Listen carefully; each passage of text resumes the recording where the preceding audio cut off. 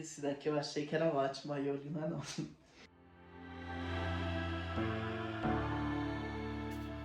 Olá, sinners! Meu nome é Alessandra e a biblioteca está aberta e hoje a gente vai falar de um outro livro narrado em autodiegese, que é o Ateneu.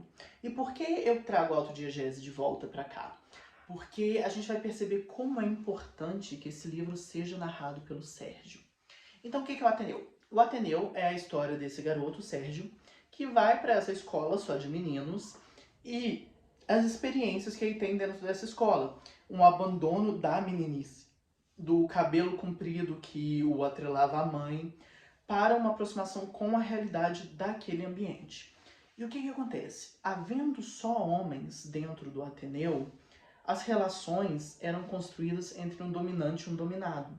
E o Sérgio, desde o começo, aprende que essas relações não eram bem vistas em relação aos dominados. Você não queria ser visto como um dominado, porque isso era um processo de efeminação, no qual você começava a ser visto como mulher. Então a gente vê aqui essa noção, essa desconstrução de gênero, mesmo que antiga, de que o lugar de dominado é um lugar de mulher, embora possa ser ocupado por um homem, né? E aí a gente também pode pensar até na questão da sexualidade grega que a gente falou, sobre como tinha esses dois lugares, né? Esse eco do ativo versus passivo grego que vai acontecer aqui.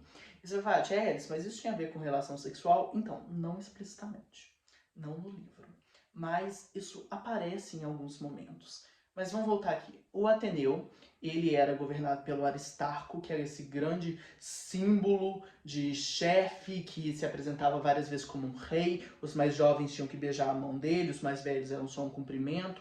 Então a gente também vê aí o beijar a mão como um lugar feminino. Depois que você envelhece, você já não tem mais espaço para isso. Os mais velhos, quando tomavam banho, você via a masculinidade, os pelos, os músculos, o grande.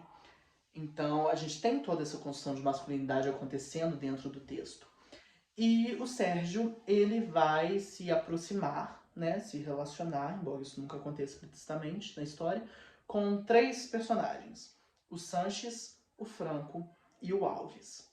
E em cada um desses momentos, o Sérgio vai se ver na posição de submisso e, especialmente com o Alves, ele vai gostar. Até o momento em que ele começa a ser conhecido como Sérgio do Alves. E aí é um lugar tipo assim, não questiona a minha identidade não pode ser reconhecida assim. E aí você vai falar, então, Thierry, se ele é um submisso que se vê dentro desse jogo do poder, tem uma tese escrita por um professor nordeste aqui, que eu infelizmente não vou lembrar o nome, que fala sobre o signo de escorpião no Ateneu. O que está acontecendo? O Sérgio, o tempo inteiro, está usando todas as pessoas em volta dele para conseguir o que ele quer. Embora ele se coloque em posição de submisso, ele faz isso para que aqueles garotos ajudem com as aulas ou contra os bullies. Então, essa narração em autodiegese apaga muitas vezes que isso está acontecendo. Ele está falando só tipo, então aconteceu isso, então eu me vi nessa situação, então eu me tornei um anarquista. Mas se a gente vê o que realmente está acontecendo, a gente o vê como um grande manipulador, que está ali o livro inteiro controlando tudo que acontece em volta dele. Ele começa a gostar de religião, ele começa a gostar de astronomia, que por acaso é a matéria que o Aristarco ensina. Ele se aproxima das pessoas que podem o ajudar com as aulas que ele tem dificuldade. Então, muitas vezes isso é narrado como tipo assim, isso aconteceu. E aí, gente, eu gosto de astronomia, olha que interessante. E a gente não percebe que ele está controlando o leitor tanto quanto ele está controlando todo mundo ali dentro da história.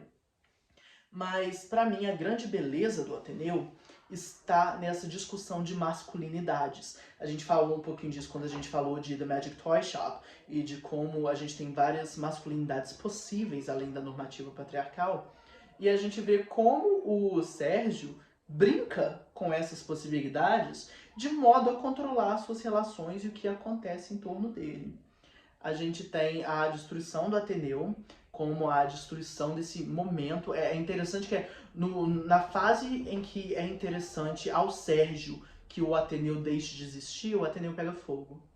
E não, ele não teve nada a ver diretamente com isso, mas se a gente percebe como a história de fato é narrada, é sempre o Sérgio controlando tudo que está acontecendo na vida dele. Não tô falando que o Sérgio está controlando o Ateneu. Ele está controlando como tudo ali dentro ecoa para ele. E ele está experienciando.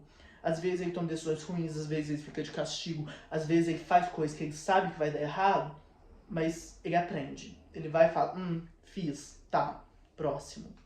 Então, a beleza do Ateneu, e da grande maioria das narrações de autodiegese, é a gente perceber essa evolução psíquica da personagem. Não é a gente focar na história, não é a gente focar nas ações do Ateneu, mas em como tudo que acontece na história reverbera na psique do personagem e é moldada por ela mesma. Então, para quem não leu o Ateneu ainda, ou para quem quiser reler, fica aí a recomendação de olhar a partir dessa perspectiva, de como as coisas são moldadas pela visão do Sérgio. Beijo da tia.